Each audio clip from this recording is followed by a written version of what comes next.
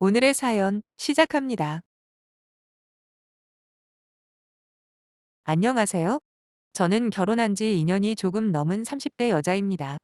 세상에 시월드 말만 들었지 막상 직접 겪어보니 스트레스가 이만저만이 아니더군요. 그래도 지금까지 살아오면서 사소한 일들은 나름 잘 참아오고 있었는데 요 근래 들어 자꾸만 선을 제대로 넘는 행동을 하는 것 같아서 정말 화가 납니다. 가장 큰 문제는 바로 저희 시동생들이에요. 저희 남편이 삼형제 중에 장남인데 밑으로 남동생 하나 그리고 여동생 하나가 있습니다. 둘 다 나이가 20대 후반인데 아직까지 몇 년째 공무원 시험 준비를 하고 있지요. 제가 이 집에 처음 시집 왔을 때부터 수험생이었으니 솔직히 이제는 언제쯤 합격할지 아무런 기약도 없는 상황이라 볼 수 있죠. 저는 서울에서 쭉 태어나 살았고 대학과 직장까지 전부 다 서울을 벗어나 본 적이 없습니다. 반면에 시댁은 지방도시예요. 남편 역시 그쪽이 고향이거든요. 태어날 때부터 고등학교를 졸업할 때까지 거기서 자란 남편은 대학을 서울로 오면서 직장도 서울에서 잡고 그렇게 저와의 인연도 시작되게 되었네요. 남편이라는 남자는 처음부터 지금까지 참 무던하고 한결같은 사람입니다.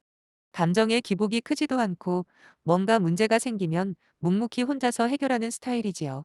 친구들이 부모님 도움받아 대학 다닐 때 남편만 아르바이트로 등록금을 거진 해결했다고 하더라고요. 물론 생활비는 받아서 쓰긴 했다지만 그래도 그게 어딥니까? 문제는 바로 시동생들입니다. 독립심이 강한 남편과는 달리 시동생 둘 다 공부를 잘하는 것도 아니고 그렇다고 엄청나게 성실한 타입들도 아니에요. 대학도 저희 시댁이 있는 지역에 위치한 지방사립대를 졸업했고 그 뒤로 취업이 힘들어지자 공무원 시험을 준비한다면서 지금까지 붙들고 있는 겁니다. 그러면서 학원은 또 서울에서 다녀야 한다고 서울의 유명한 학원촌에 월세를 얻어서 둘이 같이 살고 있었는데 그것 때문에 경제적으로 시부모님이 많이 힘들어 하시더라고요.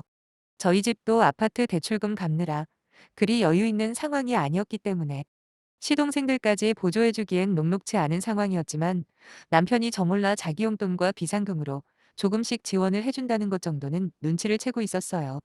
사실 자세한 내막을 모르는 것도 아니라서 그것마저 못하게 할 수는 없더군요. 아내 된 도리도 아닌 것 같고요. 그래서 모른 척 해줬습니다. 하지만 남편의 용돈을 아껴서 마련한 돈이라고 해봐야 얼마나 되겠어요? 그 정도 푼돈으로는 철없는 두 동생들의 뒷바라지를 하기엔 턱없이 부족했고 시부모님의 바램과는 달리 작년도 시험에 또 낙방하고 말았네요. 사실 이번 일이 생기기 전까지만 해도 저는 우리 남편만큼은 다르다고 생각하고 살아왔거든요. 근데 역시 팔은 안으로 굽는다는 말을 무시할 수는 없는 것 같더라고요. 항상 이성적으로 사리분별을 잘하던 남편 역시 자기 가족이라는 올바른 판단을 못하는 걸 보면 말이에요.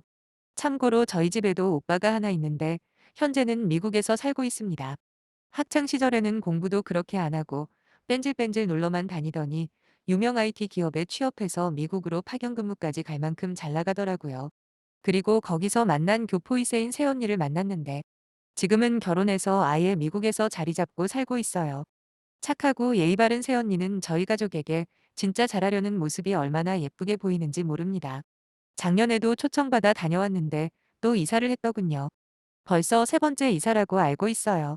이번에 이사한 집은 영화에서나 보던 수영장이 딸린 넓은 주택이었거든요.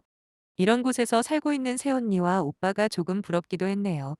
아무튼 작년에 저희 오빠가 새언니의 임신 소식을 알려왔고 올봄에 건강한 아이를 낳아서 저희 부모님 모두 미국으로 건너가시게 되었습니다. 아이도 봐줄 겸 모처럼 여행도 하실 겸 해서 6개월 정도 미국에서 지내다가 오신다고 하시더라고요. 그렇게 지지난달에 미국 오빠 집으로 넘어가셨는데 문제는 바로 여기서부터 시작되었지요. 공무원 준비하느라 서울에 와 있는 시동생들이 저희 부모님 집이 비었다는 사실을 알고 자기들이 그동안만 살겠다는 겁니다. 어차피 빈집이니까 관리해줄 사람도 필요할 거 아니냐고 거기다 자기들이 있는 방계약이 끝나가는데도 불구하고 집주인이 재계약을 안 해주고 나가라고 한다면서 저희 부모님이 돌아오시는 6개월 동안만 살다가 새로 집 구해서 나간대요.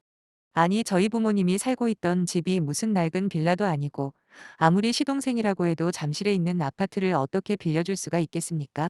어차피 빈집이니까 자기들이 관리해주면 양쪽 다 좋은 거 아니냐고 자기들이 직접 물어보기는 그러니까 저보고 대신 허락받아 달라는데 너무 황당한 이야기라 처음에는 농담하는 줄 알았네요. 그리고 저희 남편도 저랑 같은 생각을 할 줄로만 믿었지요. 그런데 퇴근하고 집에 돌아온 남편도 저한테 그러는 겁니다. 어차피 빈집으로 있으나 안에 누가 들어가 사나 똑같은 거 아니냐고요. 그러면서 웬만하면 빌려주는 방향으로 하라는데 저는 너무 어처구니 없어서 남편한테 되물었습니다.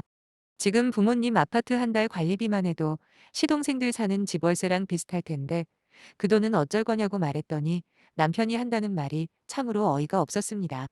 어차피 미국에 있는 동안에도 관리비는 나가는 거 아니냐네요. 그리고 자기 동생들 평편 어려운 것 뻔히 알면서 그걸 꼭 받아야겠냐. 관리비야 어련히 알아서 저희 부모님 통장에서 자동이체로 빠져나가는 거니까 그냥 완전히 맨몸으로 들어와서 살겠다는 거예요. 저는 차마 부모님께 물어보지도 못했어요. 그 집에는 20년 가까이 살아온 우리 엄마의 모든 흔적이 남아있는데 하다못해 접시들만 해도 엄마가 진짜 열심히 모아오셨거든요. 그러니 아무리 시동생들이 아끼고 잘 쓴다고 한들 기분이 좋을 리가 있겠습니까? 정말 자식된 도리로 생각해도 시동생들에게 부모님 집을 빌려주자고 말할 수도 없을 뿐더러 저희 부모님이 그 소리를 들으면 뭐라고 생각하시겠어요? 아마도 제가 어지간히 시댁 눈치 보며 산다고 생각하고 슬퍼하실 것 같았습니다.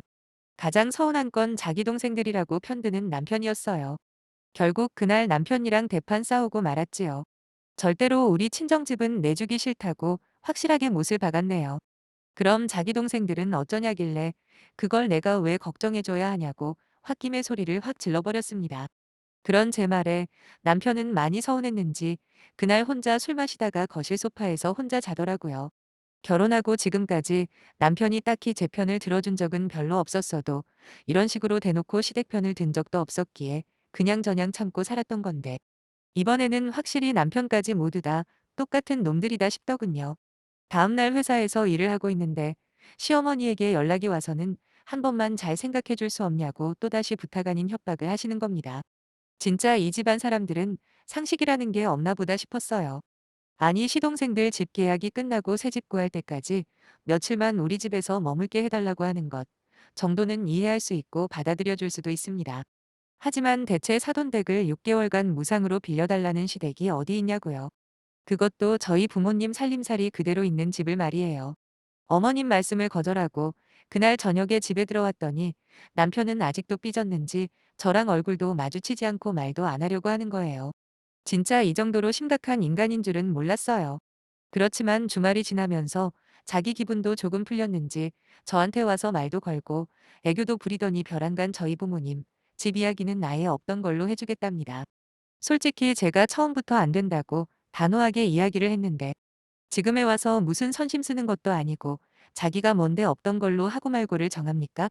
그래도 거기까지는 참아줄 수 있다고 쳐요. 하지만 곧이어 남편이 한다는 말이 자기 동생들 집어들 때 보증금 좀 빌려줘야 한다며 2천만 원만 달라는 게 아니겠어요. 그 말에 저도 더 이상은 못 참고 폭발해버렸어요. 결국 돈 해달라는 소리 하려고 우리 부모님 집을 처음부터 언급한 거였나 싶은 의심까지 들면서 남편이 너무 미워 죽겠더라고요. 내가 왜 너도 아닌 니네 집 못난 동생들까지 책임지고 희생해야 하냐. 그렇게 우리 집이 웃음냐고 화를 냈습니다. 그랬더니 저보고 너무 이기적인 사람이랍니다. 결혼하면 양쪽 다 한 가족 아니냐고.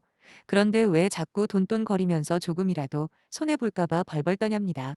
자기 엄마랑 동생들이 얼마나 서운하게 생각하는지 아냐며. 도리어 저를 무슨 돈에 환장한 여자 취급을 하더라고요. 거기다 더 나아가 가족끼리 조금씩은 양보도 하고 희생도 해야 진짜 가족이라고 할 수 있지 않겠냐며 되지도 않는 말만 번지르르한 설교까지 시작하더군요. 더 들어줄 인내심도 바닥이 난지 오래라. 그냥 중간에 말을 끊어버렸어요. 서운해하던 말던 내가 알게 뭐냐고 앞으로 한 번만 더 당신 동생들에게 우리 부모님 집을 빌려주던 아니면 그 대가로 돈을 빌려준다는 소리를 할 경우에는 그때는 나랑 이혼하고 당신 곱게 보내주겠다고 선언을 해버렸어요. 남편은 그 소리에 또 한 번 더 삐졌는지 며칠 동안 저랑 말도 한마디 안 하고 한 집에 살면서도 제가 없는 듯 그렇게 생활을 하더라고요. 저도 너무 지치고 감정적으로 힘든 상황인데 자기 뜻대로 안 해준다고 저런 식으로 삐져대는 남자를 어떻게 믿고 결혼 생활을 해야 할지 모르겠습니다. 나중에 우리 사이에 아이가 생기더라도 저와 아이보다는 시어머니를 비롯한 시동생들을 더 먼저 챙길 것 같았거든요. 그렇게 꽤 오랜 시간을 남편과 전혀 대화도 하지 않으면서 이 결혼 생활을 계속 유지해야 할지 말아야 할지 고민을 하면서 보냈습니다. 친정 부모님에게는 차마 쪽팔려서 말도 못하겠고 그나마 저의 가장 친한 친구한테 물었더니 아이가 생기기 전에 빨리 이혼하고 도망치라는데 저도 그게 답이라고 인정은 해요. 상대방에 대한 믿음이 깨진 순간 저는 그 어떤 관계도 유지가 불가능하다고 믿고 있거든요. 당장은 좀 조용하게 만들 수는 있겠지만 언젠가는 남편이 또 삽질이 할 것 같은데 그때는 진짜 결심을 해야겠다 마음을 먹고 있었지요. 어차피 지금 사는 집은 반반 부담으로 하고 들어온 거니 재산 반씩 찢어서 갈라서면 아무 문제도 없고 깔끔할 것 같네요. 그렇게 끔찍하게 생각하는 자기 동생들은 본인이 직접 챙기면 아무 문제 없을 테니까 남은 건 제가 어떤 결정을 언제 하느냐만 남은 것 같습니다. 조만간 다시 한번 사연 남기러 올게요. 후기 글입니다. 지난번 사연을 보낸 뒤로 반년의 시간이 지났네요. 그 사이에 많은 일들이 있었지만 결론부터 말씀드려 보자면 남편과 이혼하고 현재는 혼자 살고 있어요. 친정 부모님은 얼마 전 한국으로 돌아오셨고 저는 당분간 부모님 댁에서 같이 지내려고요. 원래 이혼을 할까 말까 고민하면서 냉전 상태로 있었는데 시어머니가 시누이를 데리고 저희 집에 쳐들어와서는 저보고 그깟 집 하나 있는 걸로 유세 떠는 못된 년이라 하는 겁니다. 입에 담지 못할 각종 쌍욕을 퍼부으시면서 도대체 시대갈기를 얼마나 우습게 아냐고 난리를 피우는데 갑자기 욕을 먹으니까 저도 기분이 확 나빠졌고 시어머니라는 이유로 그냥 내내 해줄 생각은 조금도 없었습니다. 말이면 단줄 아냐 따지면서 왜 남의 집에 공짜로 살겠다는 소리를 그토록 당당하게 하시냐 따져 물었지요. 이때까지만 해도 저는 최대한 예의를 갖춰서 존댓말도 해드리고 상스러운 단어 하나 쓰지 않았거든요. 그런데 어디서 시어머니 앞에서 눈을 동그랗게 뜨냐면서 못 볼 꼴 보기 싫으면 입 좀 닥치라고 하대요. 제가 누굽니까? 닥치라고 하면 닥치고 뭐 그래야 하냐 오히려 더 기세등등하게 나갔더니 도저히 분을 참지 못하겠는지 시모랑 신우까지 합세해서 2대1로 머리채를 뜯고 싸웠네요. 시모가 먼저 제 뺨을 때렸어요. 그리고 저는 자연스럽게 반격을 했고요. 그러던 와중에 신우까지 끼어들어서는 저를 눕힌 다음 머리채를 잡더라고요. 태어나서 처음 겪는 난리통에 처음에는 아무 정신도 없더군요. 결국 시끄러운 소리 때문에 옆집에서 신고를 했는지 저희 집에 경찰까지 찾아왔고 아주 난리도 그런 난리도 아니었네요. 저는 나중에 폭행으로 두 인간들을 고소하려고 했는데 경찰에서는 어이없게도 쌍방폭행이라고 하는 겁니다. 물론 제가 시어머니 머리카락도 한 움큼 쥐어뜯기도 했고 거기다 신우 멱살 잡고 뺨도 몇 대 때리긴 했지만 애초에 그쪽에서 먼저 때리고 시작한 거라 조금 억울하기는 했어요. 둘이서 힘으로 저를 제압할 수 있을 줄 알았던 모양인데 그쪽에서 한 가지 간과한 게 있습니다. 그건 바로 중학교 시절까지 제가 운동을 했다는 사실이에요.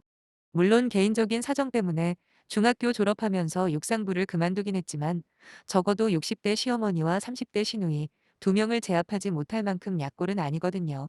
제가 먼저 맞기는 했어도 그 후에는 제가 훨씬 많이 때렸다는 사실에 위안을 삼았고 어쩔 수 없이 폭행권은 서로에게 좋을 게 없으니 그냥 쌍방으로 취하하기로 했습니다. 그치만 자기들 마음대로 안 풀린다고 손찌검부터 해대는 수준 낮은 인간들에게 정말 질려버렸고 막상 자기 가족들이 저한테 했던 폐악질을 듣고도 별다른 조치를 취하지 못하는 남편과도 진짜 끝내야겠다 마음을 먹었습니다. 정말 최소한의 예의나 반성만 있었더라도 현재 상황을 바꾸기 위한 노력을 어느 정도는 했을 거예요. 이런 식으로 앞뒤 재지 않고 이혼하겠다는 결심까지는 안 섰겠지요.